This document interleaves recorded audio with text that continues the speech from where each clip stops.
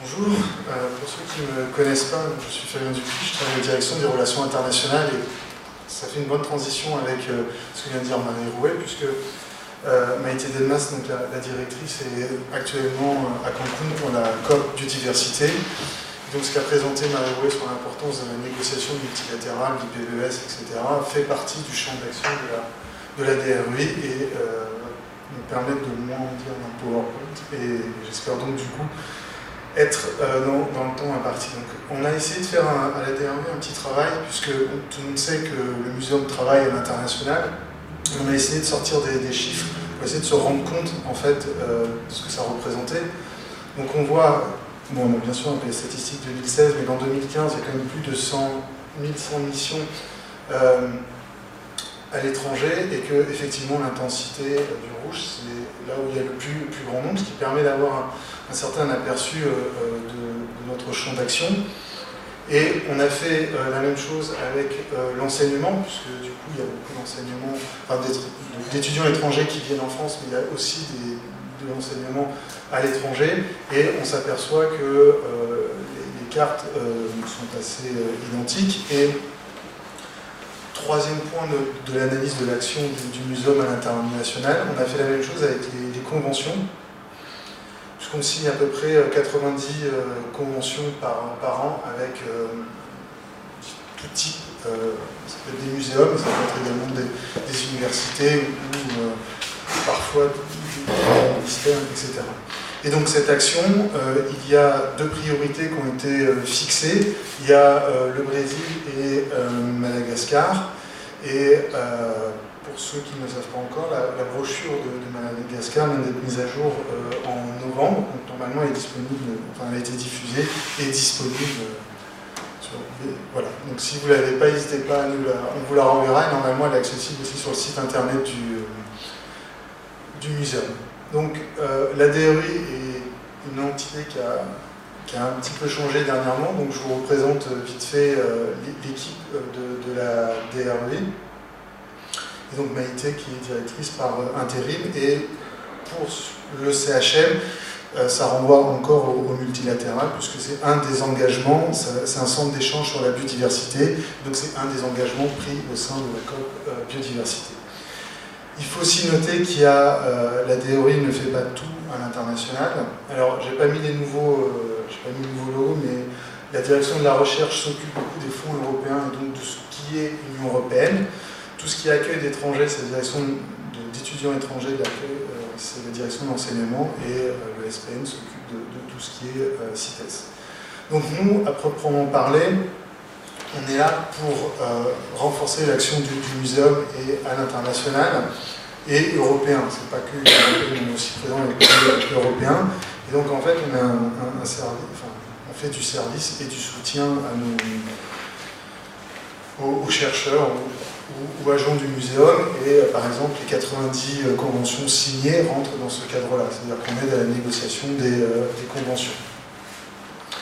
Donc nos objectifs, c'est naturellement d'informer le personnel et les chercheurs de tout ce qui se passe à l'international pour ouvrir des opportunités de coopération s'il n'y en a pas encore, essayer de coordonner notamment dans les pays prioritaires ou dans des pays qui deviennent de plus en plus prioritaires comme la Chine.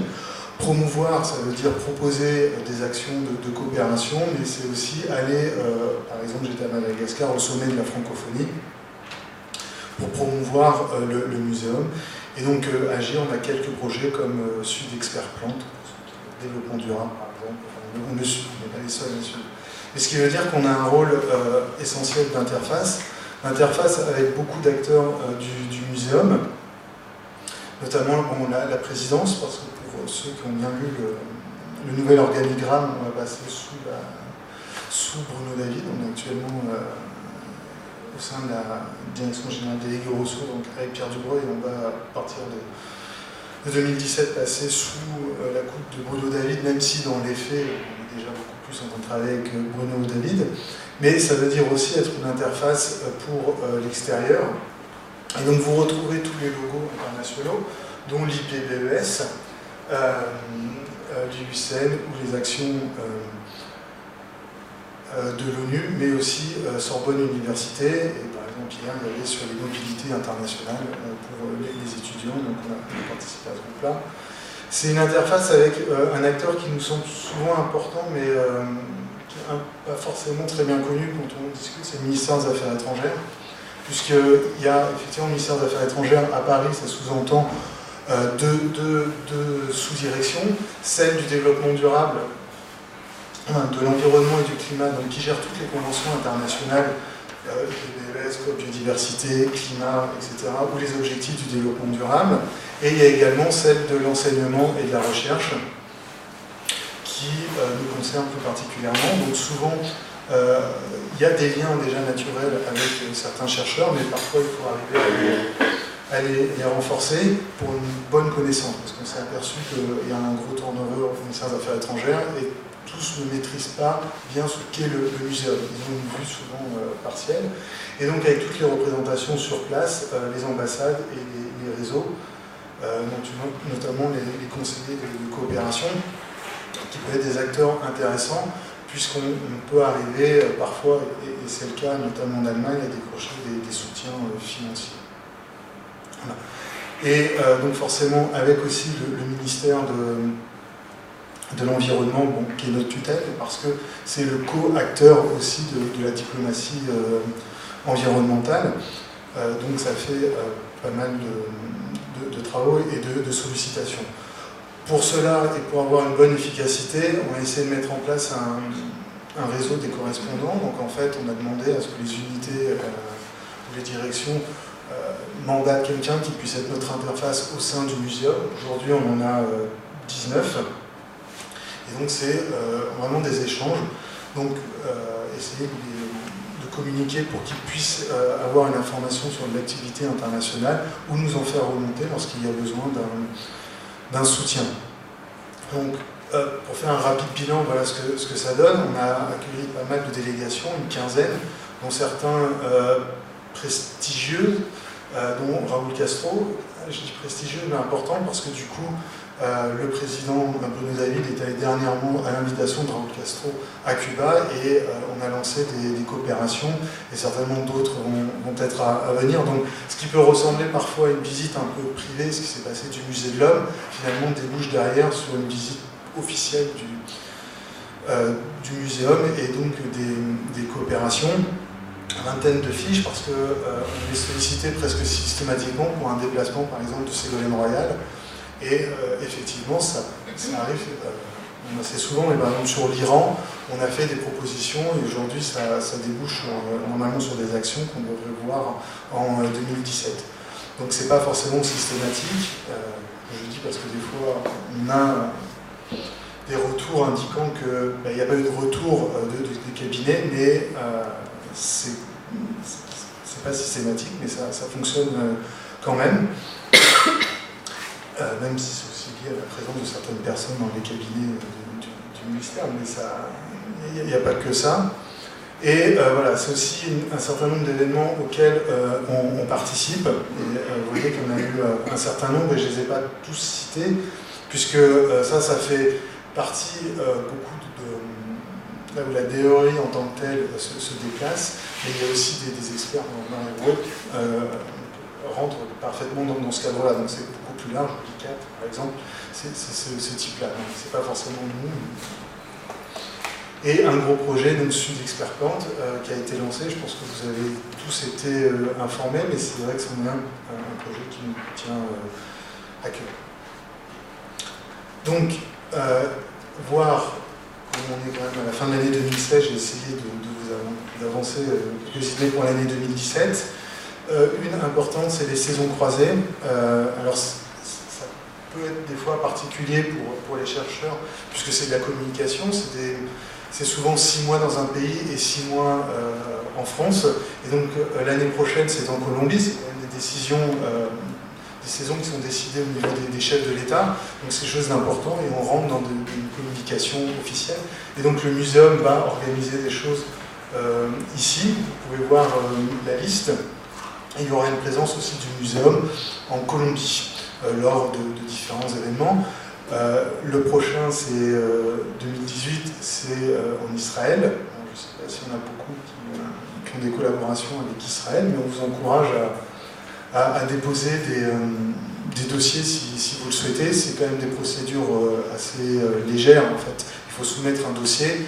Il peut y avoir un soutien financier, mais ce n'est pas le cas dans tous les cas, et ce n'est pas non plus des sommes fantastiques, mais ça permet quand même un certain soutien et une communication donc, qui répond aussi un peu à la diffusion des connaissances, qui est une de nos missions. Donc la question aussi qui se pose, c'est est-ce qu'on on est dans l'adoption donc le suivi des décisions qui sont prises. Alors là, c'est un peu encore une slide un petit peu mystérieuse, puisque la négociation aujourd'hui à Cancun n'est pas terminée, donc je ne vais pas en dire beaucoup plus, mais il y a aussi le suivi des objectifs du développement durable que vous avez certainement entendu parler, et qui est une chose assez importante. 2017, c'est difficile aussi d'en dire énormément, parce que vous avez noté que Maïté est directrice par intérim, donc bon, il va y avoir un appel pour un nouveau poste de directeur, mais voilà, il y a certaines questions qui se posent. Aujourd'hui, on a 2 pays qui sont considérés comme prioritaires. Le président, on a organisé une mission du président avec la direction des collections, la direction de la recherche en Chine. La Chine devient un grand partenaire, parce que ce n'est pas non plus un nouveau pays prioritaire, donc c'est assez à décider. Comment on renforce notre présence aussi à Madagascar? Je suis allé à Madagascar et on voit bien que sur certaines thématiques qui peuvent être rares, comme l'étude des lémuriens, il y a une grosse concurrence américaine, donc comment on a aussi une visibilité à Madagascar par rapport aussi à des gens comme le CIRAD par exemple ou l'IRD, et voir comment, au-delà de priorités géographiques, on insère aussi des priorités thématiques qui ne sont pas forcément des priorités qui peuvent couvrir plusieurs pays ou plusieurs continents.